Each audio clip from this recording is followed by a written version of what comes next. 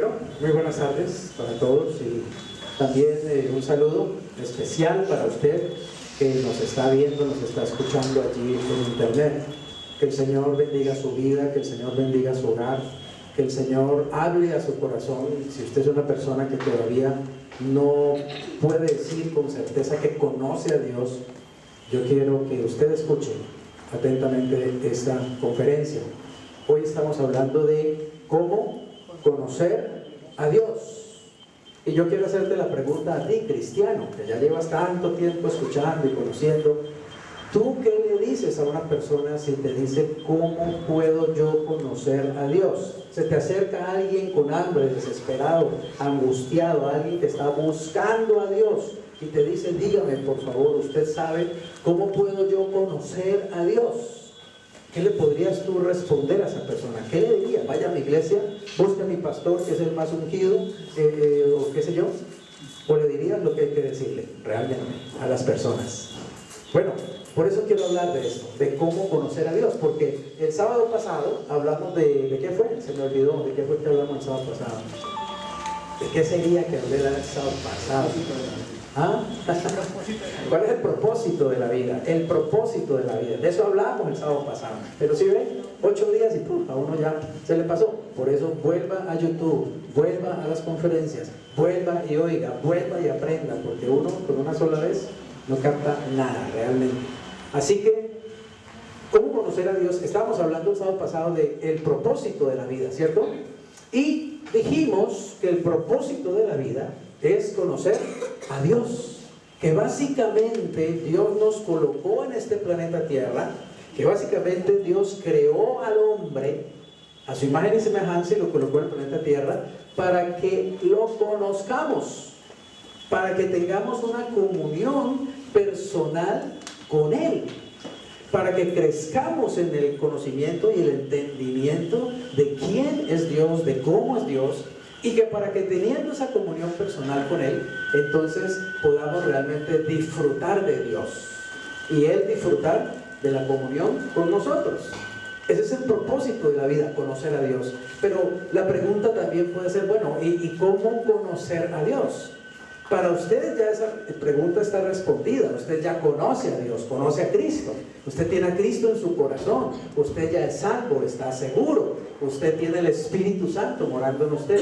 Conoce la palabra de Dios, el Espíritu Santo le guía. Dios responde a sus oraciones. Usted tiene la paz de Dios en su corazón. Para usted es un asunto resuelto, pero quiero que sepa que hay millones de personas en el mundo y seguramente muchos de esos millones están cerquita de usted, ahí trabajando con usted al lado, viviendo en su propio edificio, estudiando con usted en la misma universidad.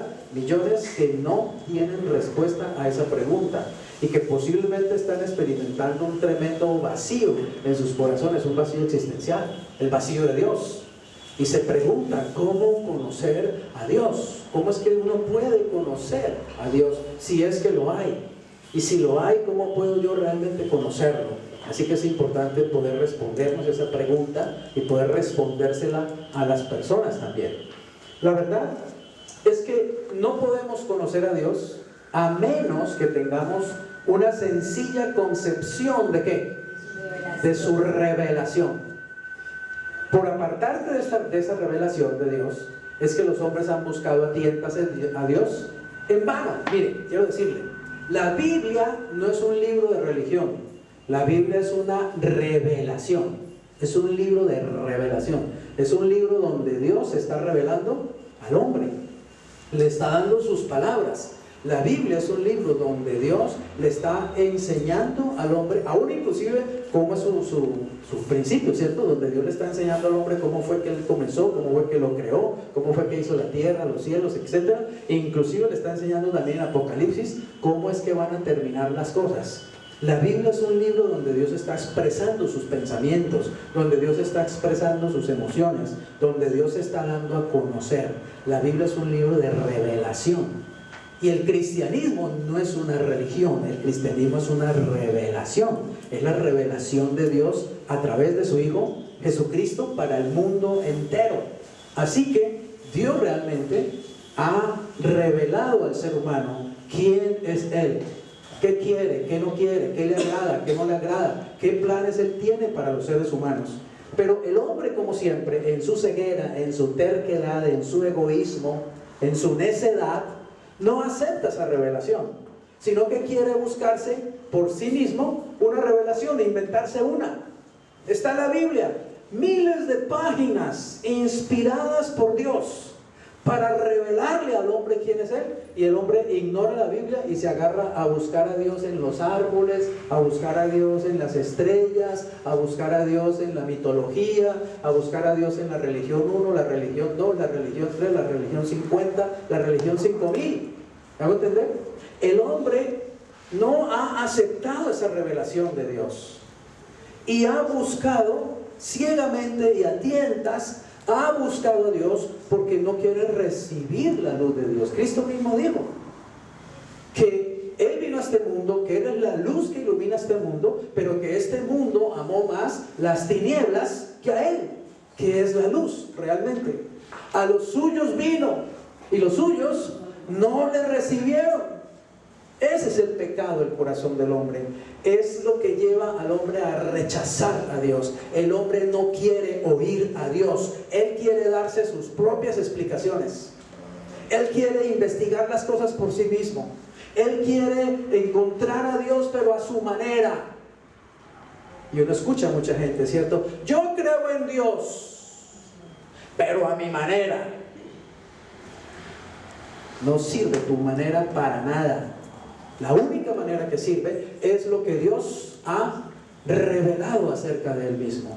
Porque ¿quién puede hablarnos mejor que Dios, de Dios que Dios mismo? ¿Quién puede enseñarnos mejor de Dios que Dios mismo? ¿Quién puede decir mejor quién es Dios, qué le gusta, qué no le gusta, qué quiere, qué no quiere? Sino Él mismo. Y Él ya lo hizo. Ya se reveló. Se ha revelado siempre al ser humano. Su amor siempre lo ha llevado a buscar al hombre para revelarse a Él, para que el hombre lo conozca, porque el anhelo de Dios es que el hombre lo conozca, y conociéndolo, el hombre sea salvo, sea feliz, se realice. Es el deseo de Dios, del corazón de Dios. Pero nosotros nos alejamos más y más y más a menudo de la luz, porque buscamos nuestra propia luz. Por eso Jesús dijo: mira bien que la luz que haya en ti no sea tinieblas. Quiere decir, mira que el conocimiento de Dios que tú tienes no vaya a ser que es realmente un conocimiento que equivocado, errado. Mira, es increíble, siglo XXI, una nación como la India, todavía allá en los hindúes, la gran mayoría de ellos, de los indios, creen en más de 21,000 dioses. Todavía en el siglo XXI, personas creyendo que hay miles de dioses, como en la mitología griega o en la mitología romana de hace siglos. Es increíble la oscuridad que hay en los corazones de los seres humanos acerca de Dios. Y otros creyendo, según la nueva era, que Dios no, Dios soy yo. Ya descubrí a Dios. Por fin sé quién es Dios. Lo descubrí. ¿Sabes, mi amor, quién es Dios? Sí, mi amor, ¿quién? Yo. Según la nueva era. Increíble. El hombre está perdido, el hombre está despistado, el hombre está a oscuras. No conoce a Dios. ¿Por qué? Porque no ha querido creerle a Dios. No ha querido recibir la revelación de Dios. Dios se ha revelado y el hombre sigue rechazando esa revelación. Miles de corazones dicen esto, como lo dijo Job en Job 23:3. ¿Quién me diera el saber dónde hallar a Dios? Yo iría hasta su silla, es decir, hasta su trono, hasta donde Él está ahí sentado. Yo lo buscaría si supiera dónde buscarlo. ¿Quién me diera poder escuchar, poder conocer a Dios? Y Job 26:14 dice: he aquí, estas cosas, refiriéndose a la creación, son solo los bordes de sus caminos, y cuán leve es el susurro que hemos oído de Él. Ahora, acuérdate que Job está hablando en una época antes de Cristo. Cristo no ha venido todavía a traer la revelación poderosa de Dios. Y Job se está diciendo, ¿cierto? De Dios apenas conocemos muy poquito. ¿Qué hemos oído de Él? Un susurro apenas de Él. Pero el trueno de su poder, ¿quién lo puede comprender? refiriéndose a que a Dios uno lo puede, digamos, uno puede encontrar ciertas cosas y conocer ciertas cosas de Dios en la creación, pero definitivamente en la creación uno no se puede encontrar con Dios. ¿Ven? Uno puede aprender cosas acerca de Dios, ¿cierto? Cuando uno ve el sol y uno sabe que Dios lo hizo, pues una deducción que uno hace, uy, Dios tiene que ser muy poderoso, ¿cierto? Porque para hacer el sol, ¿sí?, tiene que ser Dios muy grande. Yo le decía a Luis cuando estaba pequeño y le enseñaba estas cosas, le decía, ¿sabes cómo hizo Dios el sol? Mira así. Hizo el sol. Dios es muy grande. Pues era una forma de mostrarle lo grande que es el Señor, ¿cierto? Así nomás, poquito de cerito, el sol. Para Dios el sol es un grano de arena en su mano. Dios es tremendamente poderoso. Cuando uno ve la inteligencia con que todo está creado, ¿cierto?, uno se da cuenta que Dios es ¿qué? Sabio. Dios es inteligente, evidentemente. Cuando uno mira toda la abundancia de la creación de Dios, uno se da cuenta que Dios es abundante. Cuando miramos la cantidad de frutas, la cantidad de agua, la cantidad de aire que nos da de regalo, uno se da cuenta que Dios es amoroso, ¿sí?, que Dios no es nada tacaño, que Dios es realmente generoso en gran manera. ¿Usted no cree que Dios nos hubiera podido crear para que comiéramos una comida nada más al año y haber hecho solamente una semilla ahí que nos la comiéramos y ya habíamos comido para todo el año? Hubiera podido hacer algo así muy simple, muy sencillo, pero Él hizo una variedad y una abundancia impresionante. Es un Dios maravilloso, es un Dios sabio, es un Dios justo, es un Dios fiel. Pero finalmente, aún a través de la creación, aunque uno puede deducir muchas cosas de Dios, todavía uno no puede realmente conocer a Dios. ¿Cómo se puede conocer a Dios? Simplemente por la revelación que Él ha dado de sí mismo. Dios se ha revelado a sí mismo. Romanos 1, 18 al 20 dice: porque la ira de Dios se revela desde el cielo contra toda impiedad e injusticia de los hombres, que detienen con injusticia ¿qué? La verdad. ¿Cuál verdad? ¿Qué es lo que los hombres están deteniendo con injusticia? ¿Cuál verdad es la que ellos están deteniendo? La verdad que Dios mismo ha revelado y ellos no quieren recibir. Y no solamente no la reciben, sino que la tuercen. ¿Está claro? La tuercen, la vuelven una mentira, la vuelven, digamos, una cosa que ya no es realmente la verdad. Dice que Dios se aira, Dios se enoja. La ira de Dios se revela desde el cielo contra esa impiedad del hombre que está en su terquedad, en su pecado, en su egoísmo, en su rebeldía. Está, digamos, deteniendo esa verdad. ¿Por qué? Porque lo que de Dios se conoce, ¿qué dice? Les es manifiesto. Pues Dios se lo manifestó. ¿Dónde lo manifestó Dios? En la creación, en todo lo que Él ha hecho. Porque las cosas invisibles de Él, su eterno poder y deidad, oiga esto, se hacen ¿cómo? Claramente visibles. ¿Desde cuándo? ¿Desde dónde? ¿O en qué? Desde la creación del mundo, siendo entendidas por medio de las cosas hechas, de modo que no tienen excusa. La deducción lógica es tan sencilla, ¿cierto?, que cuando yo veo este florero, por ejemplo, ¿cierto?, cuando veo este florero, yo no voy a sacar la inteligente deducción de la evolución. Les voy a explicar cómo llegó este florero aquí según la evolución. ¿Está claro? Resulta que hace millones de millones de millones, nadie sabe realmente y nadie estuvo ahí para saber, de millones de años, en el universo aparecieron unas partículas. Nadie sabe dónde, ni cómo, ni por qué. Una explosión, un Big Bang. Y esas partículas viajaron por el universo por millones de años. Y esas partículas de pronto comenzaron a agruparse y comenzaron, no se sabe cómo, ni cuándo, ni por qué, pero esa es la explicación, comenzaron a formar estas flores. Y de pronto empezaron a aparecerle esos colores. Y de la nada empezaron a aparecerle esas formas. Y apareció esa canasta. De la nada, simplemente la evolución. Pasaron millones de años y la materia fue transformándose a sí misma, y me imagino que la rosa, pues la rosa se hizo a ella misma, seguramente, ¿cierto? Según la evolución, es estúpido y completamente imbécil.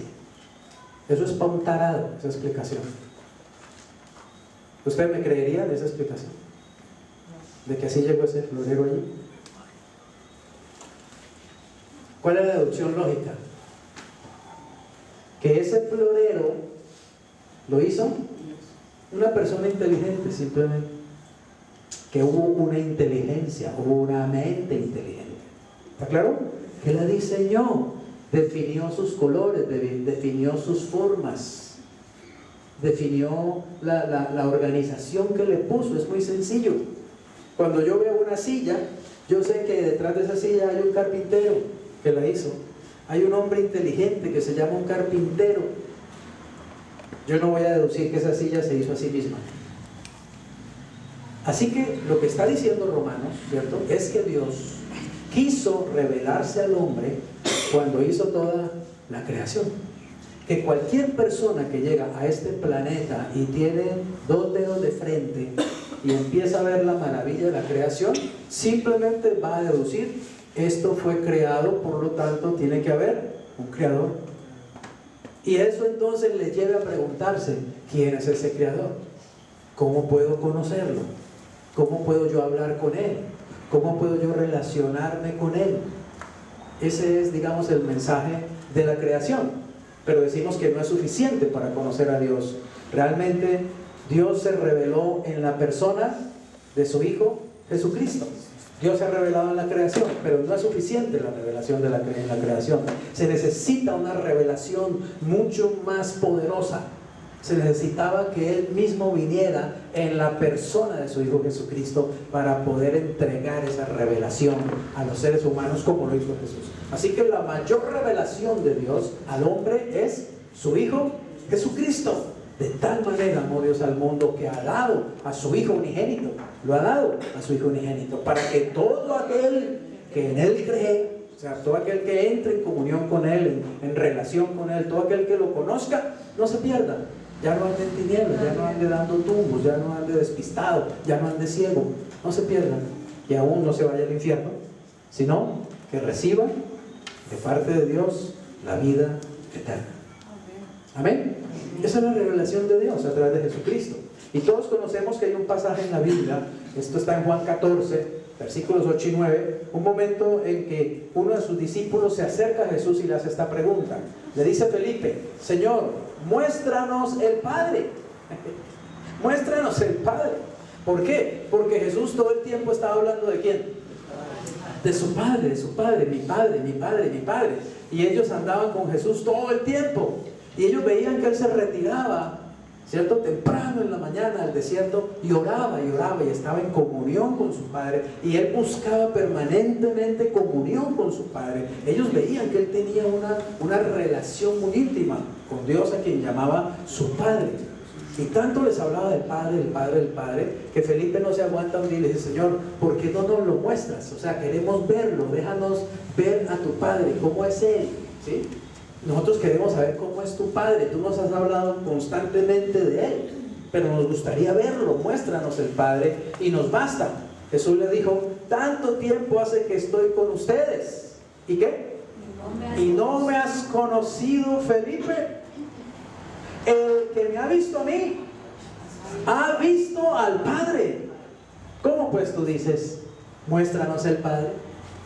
Jesús, oigan bien, Jesús está diciendo que Él es la revelación perfecta de Dios.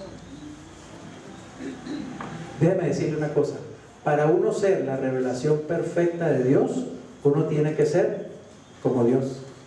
Uno tiene que ser Dios. Evidentemente uno tiene que ser Dios, porque Dios solo puede revelar a Dios. Por lo tanto, Jesús está diciendo: pero Felipe, mírame a mí.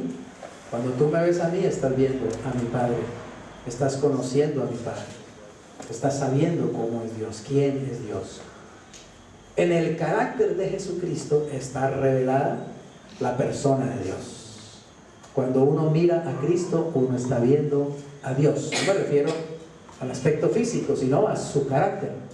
Cuando uno está mirando a Cristo, uno está conociendo la compasión de Dios, la bondad de Dios, el amor de Dios, el poder de Dios, la sabiduría de Dios, la autoridad de Dios. Amén. El carácter de Dios está revelado en la persona de Jesucristo. Por eso hay por lo menos 3 ilustraciones en el Nuevo Testamento acerca de Jesús que nos muestran cómo es Él, quién es Jesús. Por ejemplo, en Juan 1:1 dice: en el principio era ¿cómo? ¿O quién? El verbo, ¿cierto? Y el verbo era ¿con quién?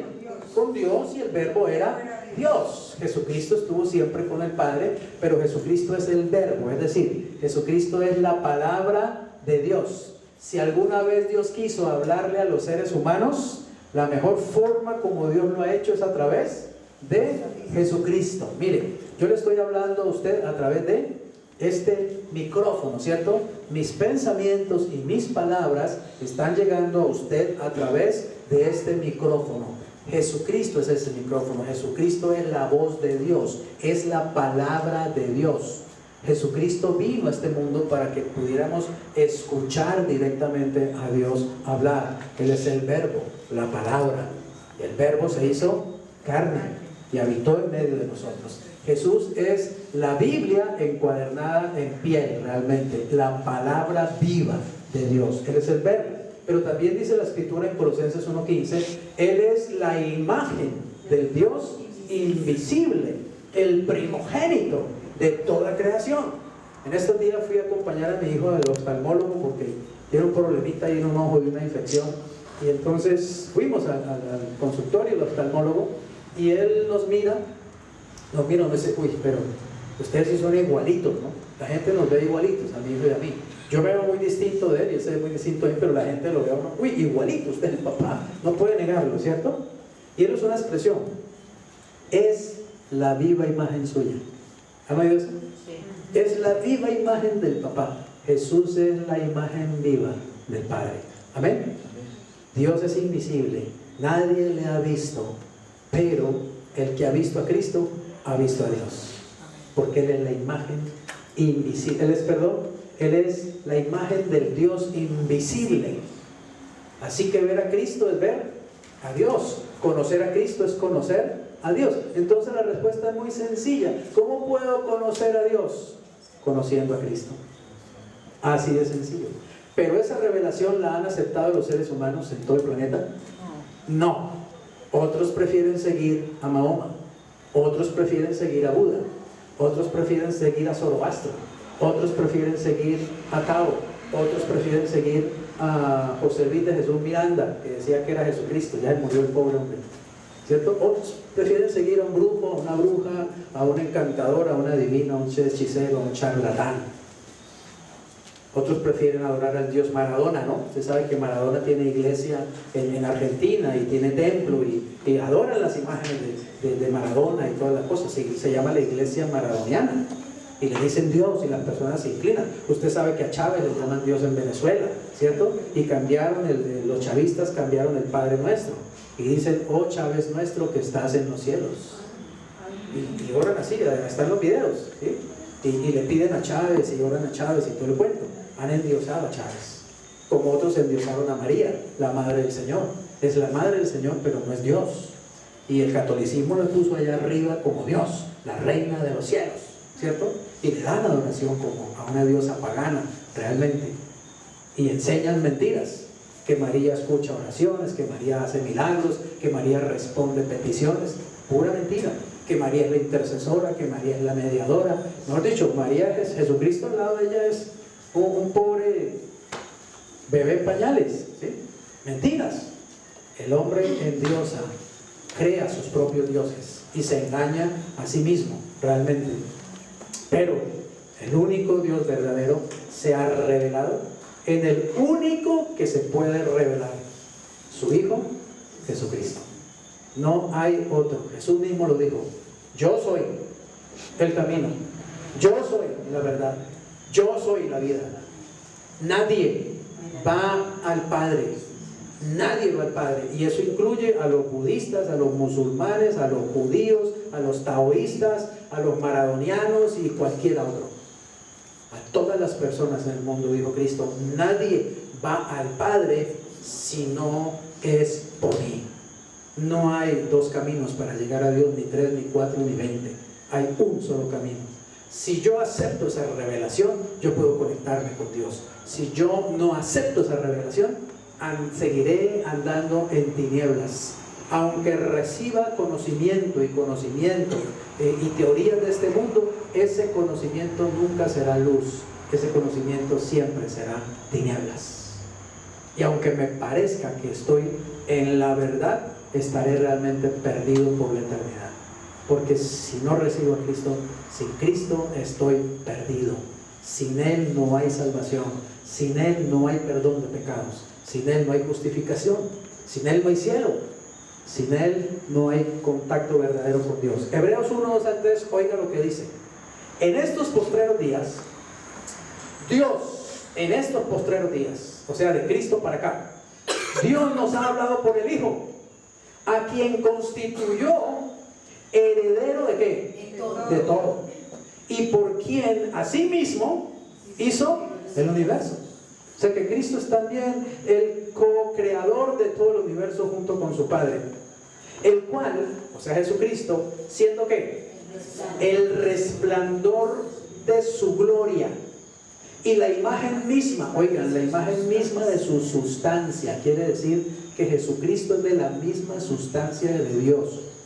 Es decir, que Jesucristo es igual a Dios, aunque es independiente de Dios, pero tiene la misma sustancia, los mismos genes, la misma genética. Es divino. El Padre es Dios, el Hijo es Dios, el Espíritu Santo es Dios. En cuanto a naturaleza, Jesús tiene la misma naturaleza divina del Padre. Goza de la misma esencia, la misma sustancia. Y dice que Jesús es, oigan esto, quien sustenta todas las cosas. ¿Sabe por qué nunca acaba el agua? ¿Por qué no acaba la luz del sol? ¿Por qué el sol no se apaga? ¿Por qué las estrellas siempre alumbran? Porque Jesús las sustenta. La energía que sostiene a todos esos planetas, lo que le da fuerza al sol, a la luna, a las estrellas y a todos los millones de soles que hay y el que sostiene todas las galaxias es Cristo. ¿Tendrá Cristo poder? ¿Habrá poder en Jesús? No nos imaginamos cuánto poder, no alcanzamos a medir. Realmente, oiga bien, Él sustenta todas las cosas ¿con qué? Con la palabra de su poder. Habiendo efectuado la purificación de nuestros pecados por medio de sí mismo, se sentó a la diestra de la majestad en las alturas. Así que el Nuevo Testamento nos habla de Cristo como la imagen de Dios, el verbo de Dios, la palabra de Dios, y el resplandor de su gloria. Si ustedes miran cualquiera de esos bombillos que hay allí, ¿cierto? Se van a dar cuenta que alrededor de ellos hay ¿qué? ¿Qué hay alrededor de esos bombillos? Hay un resplandor. ¿Está claro? Hay un resplandor. Yo estoy viendo también el resplandor de la cámara, por ejemplo. Hay un resplandor. La luz siempre resplandece. La Biblia dice: la luz resplandece en medio de las tinieblas. Cristo, oigan bien, Cristo es el resplandor de Dios. Cuando vemos, por ejemplo, los rayos del sol, o sea, la luz que nos llega del sol, ¿cierto? Ese es el resplandor, no es el sol, ¿está claro? Es el resplandor del sol. Cristo es el resplandor de la gloria de Dios. Ya vamos a verlo con más detalle más adelante. Pregunta, para ir terminando: ¿qué vemos en el rostro de Jesucristo? Cuando miramos a Jesucristo, ¿qué es lo que vemos? 2 Corintios 4:6 nos responde, miren, dice: porque Dios, que mandó que de las tinieblas resplandeciese ¿qué? La luz, es el que resplandeció ¿dónde? En nuestros corazones. ¿Para qué? Para iluminación del conocimiento de la gloria de Dios. ¿Dónde? En la faz de Jesucristo. Allí está diciendo que cuando uno mira a Cristo, uno ve resplandecer en el rostro de Cristo, uno ve resplandecer la gloria de Dios. ¿Se acuerdan cuando sube Moisés al Sinaí y está 40 días y 40 noches allá con el Señor? Y cuando él viene de estar en la presencia de Dios, su rostro estaba brillando. ¿Por qué? porque Dios es energía, Dios es luz, así lo dice la Escritura, ¿cierto? Dios es luz. Así que por estar en la presencia de Dios, Moisés, tan cerca, le quedó el brillo, el resplandor en el rostro de Moisés. ¿Te imaginas cómo es el resplandor en el rostro de Jesús? Si Jesús es el mismo Dios, también es Dios. Así que cuando uno mira a Jesús, uno ve el resplandor de la gloria de Dios. Ahora, nota una cosa, la luz realmente es invisible, en realidad, ¿cierto? La luz no se puede tocar, no se puede ver, no se ve. ¿Te ha pasado alguna vez que has estado en un cuarto oscuro, por ejemplo, y apenas entra, digamos, un rayo de luz y se ve la luz ahí? En realidad la luz es invisible. En verdad uno ve ese rayo de luz, es porque hay partículas de polvo. ¿Las has visto? Cómo están en el aire, ¿cierto? Esas partículas volando. Es por esas partículas que uno ve la luz, porque se refleja la luz en esas partículas. ¿Está claro? Pero realmente la luz es invisible. Pues ¿sabes una cosa? El Padre es luz, pero Él se refleja en el rostro de Jesucristo. Y entonces podemos ver el resplandor de su gloria. Por ejemplo, la luna no tiene luz por propias, tú sabes eso, ¿cierto? La luna es digamos una bola de tierra que no tiene luz dentro de ella misma, pero es decir, tiene un tipo de tierra, ¿cierto? Que hace como de espejo. Y la luna lo que hace es que refleja la luz del sol. Nosotros decimos, uy, la luz de la luna. No es la luz de la luna, es la luz del sol. Simplemente que está pegando en la luna y la luna nos la envía como un espejo. ¿Está claro? El que sí tiene luz propia es el sol. Entonces, el ejemplo es como que Dios es el sol y Cristo, digámoslo, es la luna. Es decir, Cristo refleja la gloria de Dios. Amén. Cuando miramos a Cristo vemos el resplandor de la gloria de Dios en la faz de Jesucristo. Ahora, la gloria de los hombres, ¿qué es la gloria? Digamos, ¿qué es la gloria? La gloria de los hombres, por ejemplo, es la confianza en su propia habilidad, su autoexaltación y el sometimiento de otros a su voluntad o gobierno. Esa es la gloria del hombre. O sea, la gloria del hombre es su propio ego, su propia autoexaltación. Yo soy poderoso. La gloria del hombre es gobernar a otros, dominar a otros, someter a otros. Y a menudo a través de la violencia, de la fuerza. Esa es la gloria del hombre. De eso se ufana el hombre, el ser humano, ¿cierto? Esa gloria es poder, dice el mundo. Y la gloria a los ojos de los hombres es siempre, oye bien, su propia, ¿qué? Exaltación. Ahora, pregunta, ¿tiene Dios de qué gloriarse? ¿Sí? ¿Tiene Dios de qué exaltarse?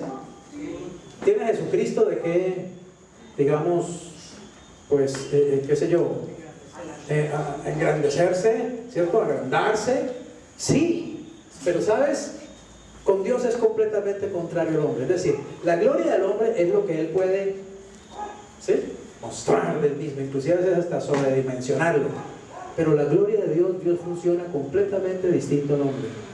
La gloria de Dios es que siendo Él tan poderoso, tan grande, tan sublime, Él se humilló. ¿Entiendes eso? Y se hizo tan débil como un ser humano y habitó en un cuerpo humano débil. Tenía que comer, tenía que, digamos, llenar las necesidades normales del cuerpo humano. Esa es la gloria de Dios, que siendo Dios se hizo hombre, y siendo un hombre se sometió al sacrificio del Calvario, al sacrificio de la cruz. Derramó su sangre por ti y por mí. Esa es su gloria. ¿Entiendes esto? Esa es su gloria. Que siendo Él tan grande y poderoso y sublime, sin embargo Él se rebajó, se humilló, se despojó. Dice que Jesucristo, siendo igual a Dios, ¿cierto?, no tuvo el ser igual a Dios como cosa a que aferrarse, sino que se despojó de su divinidad, de su deidad, de sus prerrogativas como Dios, y vino y estuvo en medio de nosotros como uno más, como otro ser humano, por lo menos 30 años. ¿Tú te imaginas lo que es ser uno Dios? Venir del cielo para meterse en el cuerpo, digamos, nacer como un bebé, y tener que depender de que lo alimenten, lo amamanten, le cambien el pañal, lo bañen, todo eso. ¿Tú te imaginas eso? Eso es rarísimo, ¿cierto? Yo le digo, Señor, sinceramente, permítame decírselo, pero usted es un Dios loco, pero me encanta esa locura suya. ¿Me hago entender? Me encanta su locura, Señor. Usted es increíble, usted no tiene realmente parecido a nada. Solo a usted se le ocurre semejante cosa. Hacerse hombre. Y venir a nacer, no en el Hilton, sino en un pesebre. Esa es su gloria, ¿entiendes eso? Que pudiendo Él realmente venir y nacer en un palacio y venir y exigir, bueno, miles de atenciones, nace calladitamente en una familia humilde, con María, con José, en un pesebre. Nada que ver. Nada que ver con los nacimientos de los reyes de España, por ejemplo, ¿cierto? O si nace un bebé entre los reyes de Inglaterra, ¿no? Ellos lo sacan a la prensa y nace en cuna de oro, y tú te imaginas, Jesús nació en un pesebre siendo Dios, el Hijo de Dios. Esa es su gloria. ¿Amén? ¿Entienden la gloria de Dios? ¿Por qué lo podemos aplaudir a Él? ¿Por qué lo podemos victoriar? ¿Por qué lo podemos amar? ¿Por qué lo podemos admirar? Porque realmente Él es único, Él es completamente distinto. La gloria de Dios entonces, ¿qué es básicamente? Es su gracia. Ahora, quiero explicarte. La gloria de Dios es su carácter, ¿ok? Es decir, son todas sus características y es su carácter. Por ejemplo, Dios es bueno, Dios es justo, Dios es sabio, Dios es santo, Dios es puro, Dios es amable, Dios es misericordioso, Dios es clemente. ¿Amén? Dios es inteligente, todo lo que quieras decir. Todo eso es su gloria, es decir, las características personales que Él tiene. Pero si en alguna manera Dios mostró su gloria, es en haber sido misericordioso, en habernos tratado con gracia, en haber traído la gracia a nosotros. Y la gracia de Dios se manifiesta en la persona de su Hijo Jesucristo. Donde mejor podemos conocer la gracia de Dios es en el rostro de Jesús. Amén. Es en la vida de Jesús, es en la bondad de Jesús, es en el sacrificio de Jesús. Allí vemos la manifestación de la gracia de Dios, o es decir, la manifestación de la gloria de Dios. La gloria de Dios consiste exactamente en lo contrario, decíamos, de los hombres, no tanto en su habilidad para exaltarse a sí mismo y doblegar al hombre, sino en su voluntad de humillarse por amor al hombre. Y ocultando su majestad, dice, muestra gracia a todos que sin merecerlo se vuelven a Él en arrepentimiento por su pecado.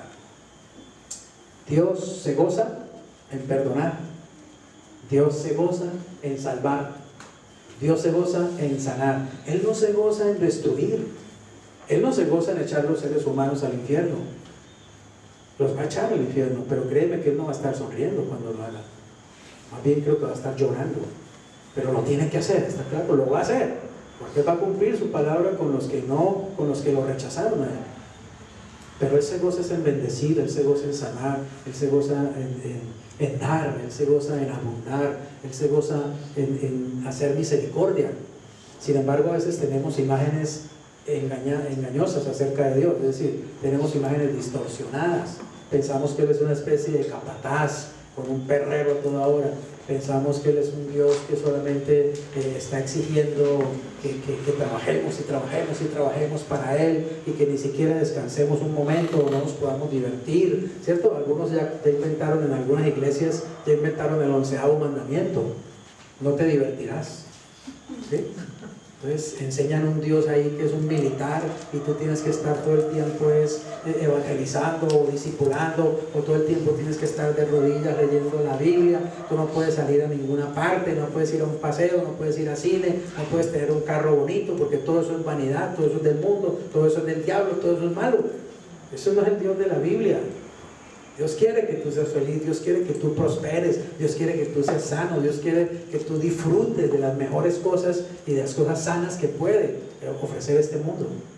Él no es un Dios egoísta, Él no es un Dios que está simplemente buscando a todo momento en qué momentico te caes o te equivocas para caerte encima.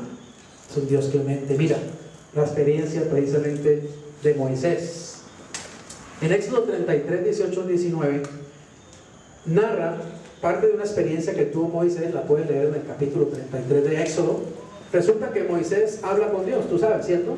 Dios se le manifiesta en una zarza y Dios le habla de muchas maneras, pero Dios nunca le muestra a Moisés el rostro. ¿Y no te pasaría a ti lo mismo? De pronto que Dios te hablara, que a través de esa mata de pronto empezara a salir la voz de Dios, ¿cierto? Y te estuviera hablando y todo, pero ¿no te pasaría que en algún momento te diga, oiga Señor, pues chévere la mata, pero es que me gustaría, es como verlo a usted, ¿cierto? ¿Por qué no me muestra la cara? A mí me gustaría verle la cara. Y Moisés le dice a Dios lo siguiente.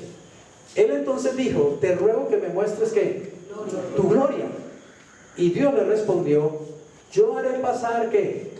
Todo mi bien delante de tu rostro y proclamaré el nombre de Jehová delante de ti y tendré misericordia del que tendré misericordia y seré clemente para con el que seré clemente. Y realmente Dios le dice, mira Moisés, tú no puedes ver mi rostro, yo no te puedo mostrar mi rostro porque ningún hombre me puede ver y quedar vivo y yo no te quiero matar, ¿claro? Pero yo sí te voy a dejar ver, digamos, todo mi bien. Muéstrame tu gloria. Y el Señor le dice, listo, te haré ver todo mi bien. ¿Qué está diciendo Dios?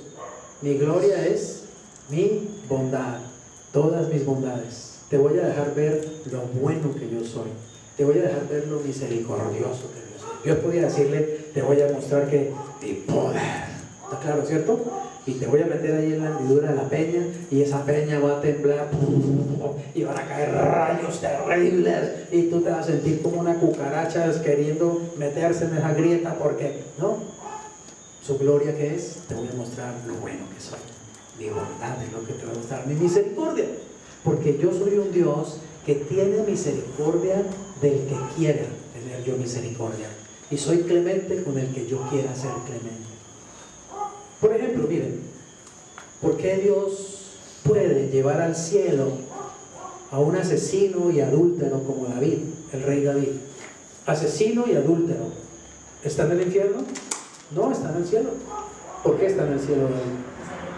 ¿Porque David era muy bueno? Porque Dios perdonó sus pecados. Amén. Porque Dios le perdonó ese pecado y esos pecados. Y uno diría, ay, pero Dios cómo perdona a un adúltero y cómo Dios perdona, ¿cierto? A un sinvergüenza asesino. Y Dios dice, pues porque puedo hacerlo. ¿Está claro? Perdone la expresión, porque me da la gana hacerlo. ¿Y qué? Si yo puedo perdonar a los pecadores, yo lo hago, porque tendré misericordia del que quiera tener misericordia y tendré clemencia del que quiera tener clemencia. Es una prerrogativa de Él. ¿Quién puede decirle a Él que hace mal? Perdonando a un hombre malo y llevándolo al cielo. En Efesios 1, 5 al 6 dice, en amor, que Dios actúa en amor con nosotros, dice, habiéndonos predestinado para ser adoptados hijos suyos, ¿por medio de quién? De Jesucristo. ¿Según qué? El puro afecto de su voluntad, es decir, Él lo hizo porque quiso hacerlo. Según el puro afecto de su voluntad, Él nos adoptó como hijos. No nos adoptó como hijos porque nosotros fuéramos mejor que nadie. No nos adoptó como hijos porque hubiéramos hecho méritos para eso. No nos adoptó como hijos porque hubiéramos ganado puntos con Él.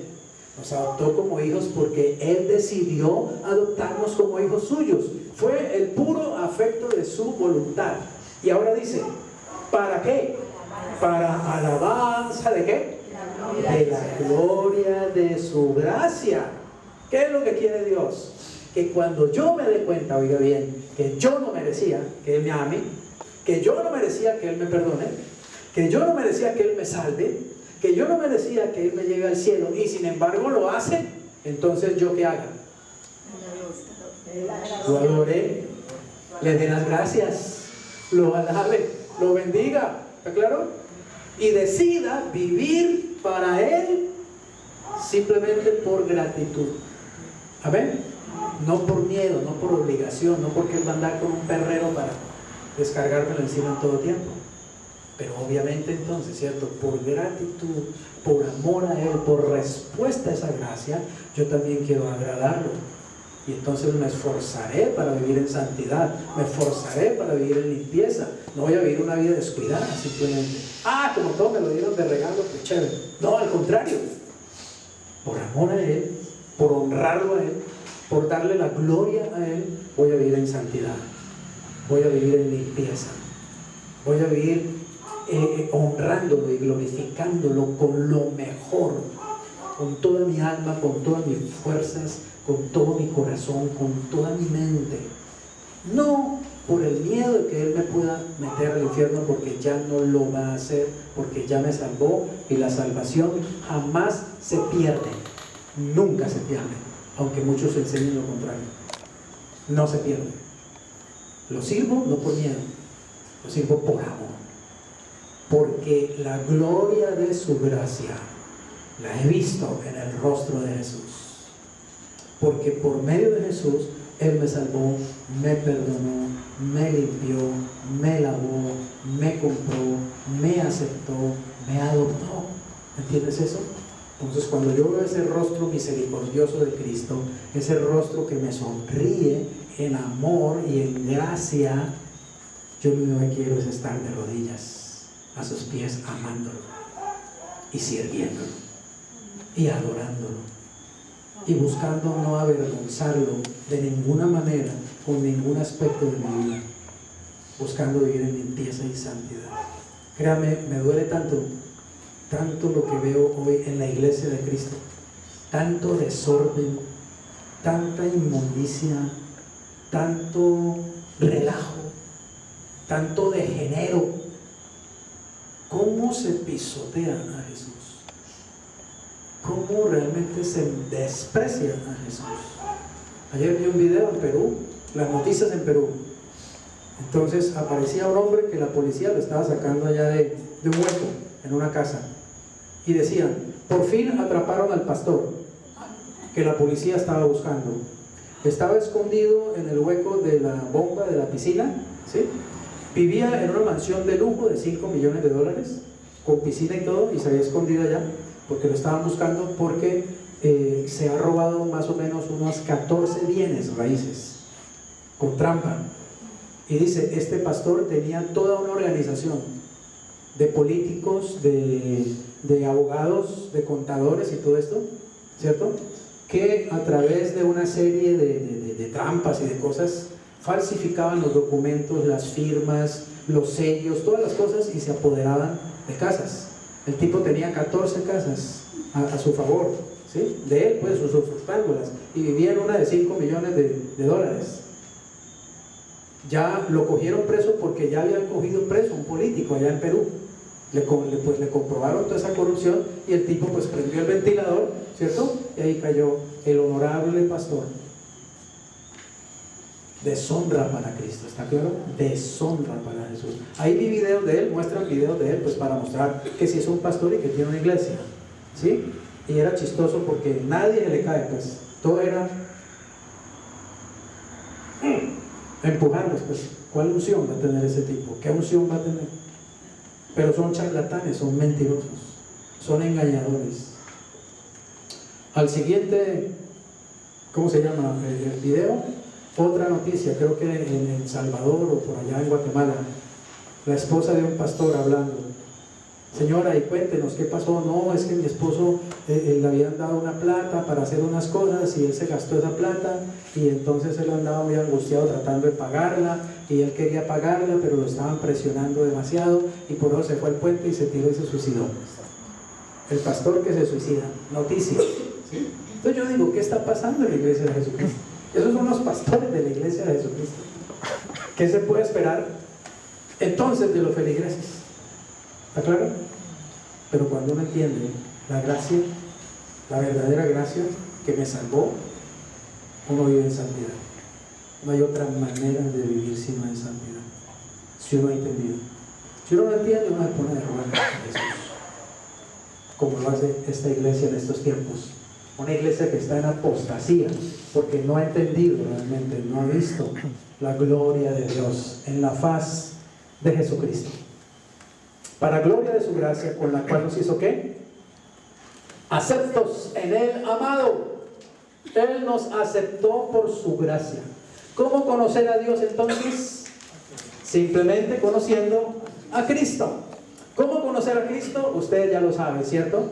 Invitándolo a entrar en nuestras vidas, aceptándolo por medio de la fe y de la gracia como nuestro Señor y nuestro Salvador, sabiendo que somos lavados por esa sangre, perdonados, limpiados. Conclusión: solo necesito mirar el rostro de Jesús para ver a quién, para ver a Dios y conocerlo tal como Él es realmente, no tal como lo dice fulano, mengano, sutano de la religión tal o pascual. ¿Está claro?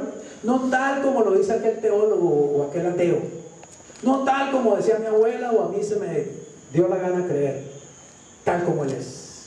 ¿Cómo puedo conocer a Dios tal como Él es?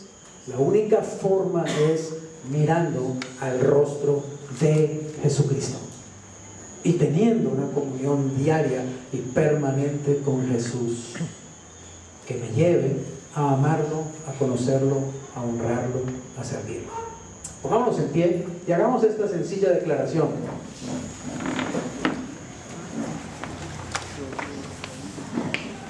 Vamos a hacerlo.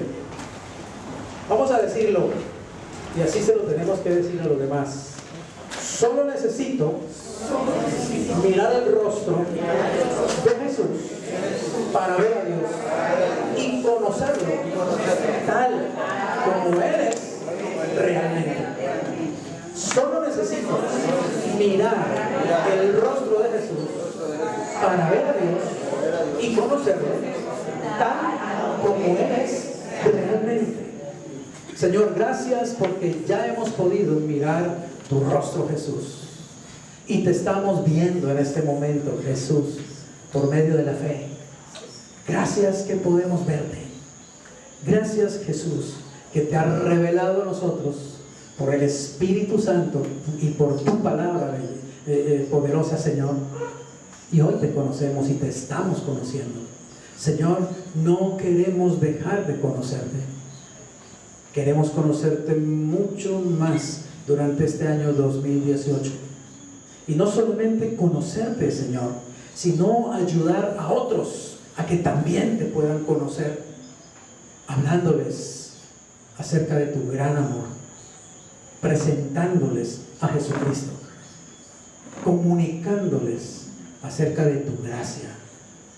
Padre, gracias, porque hemos disfrutado de tu gracia, Señor, durante tantos años, y sabemos que disfrutaremos de tu gracia por toda la eternidad.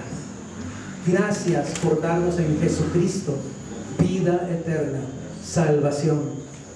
Gracias por habernos librado en Jesucristo del infierno, de la condenación eterna, Señor. Gracias porque nos suples y nos provees diariamente todo lo que necesitamos. Gracias porque nos amas, nos instruyes, nos corriges, nos disciplinas, nos guías por el Espíritu Santo. Señor, que nuestro amor no sea tan pálido, tan débil, tan pequeño, Señor, que prefiramos seguir nuestras propias deseos de la carne y no seguir a tu Espíritu. Que nuestro amor este año, Señor, crezca. Que podamos con hechos mostrarte nuestro amor este año 2018, Señor. Que no sean solo palabras o cancioncitas que cantamos, Señor. Que sean hechos, que sean realidades. Yo quiero vivir en mayor santidad este año, Señor. Quiero que mi vida sea más limpia, más pura. Mis pensamientos, mis acciones, mis palabras. Quiero que otros vean a Jesús en mi rostro, Señor. Que otros vean a Jesús en mi estilo de vida. Que otros vean y puedan escuchar de Jesús a través de mis palabras, Señor.